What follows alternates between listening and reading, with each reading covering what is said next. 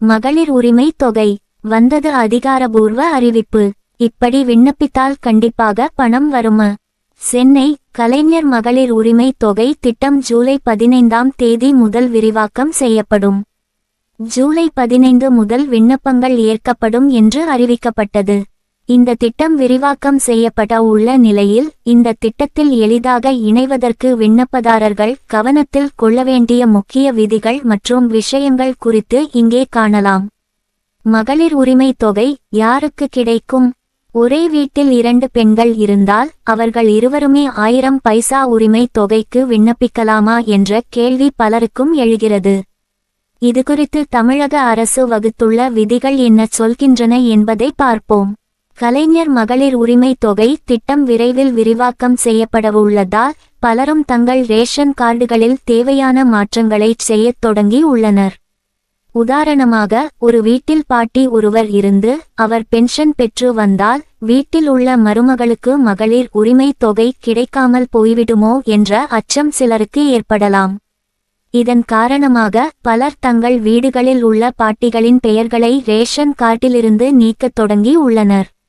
ஆனால் ஒரு வீட்டில் எத்தனை பெண்கள் அரசின் பென்ஷன் வாங்கினாலும் ரேஷன் அட்டையில் குடும்பத் தலைவி என யார் பெயர் உள்ளதோ அவருக்கே மகளிர் உரிமை தொகை வழங்கப்படும். குடும்பத் தலைவியாக இருப்பவர் பென்ஷன் பெறக்கூடாது.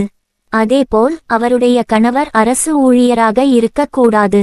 மற்றபடி ஒரே வீட்டில் பல பெண்கள் இருந்தாலும் அவர்கள் பென்ஷன் பெற்றாலும் குடும்பத் தலைவி என்ற பெயரில் உள்ள பெண்ணுக்கு இந்த தொகை வழங்கப்படும்.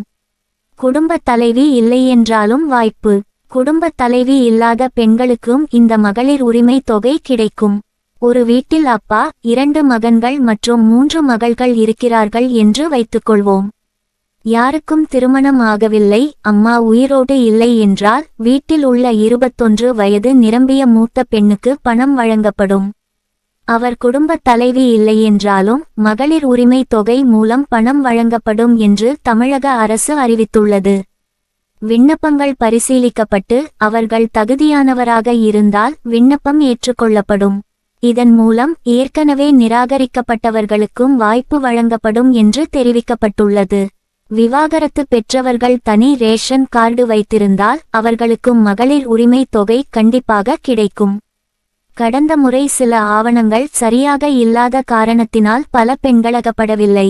மேலும் அரசின் வேறு நிதியுதவிகளை வங்கியில் பெற்று வரும் பெண்களுக்கும் இந்த திட்டத்தில் இப்போதோ அல்லது எதிர்காலத்திலோ வாய்ப்பு வழங்கப்படலாம் என்று கூறப்படுகிறது.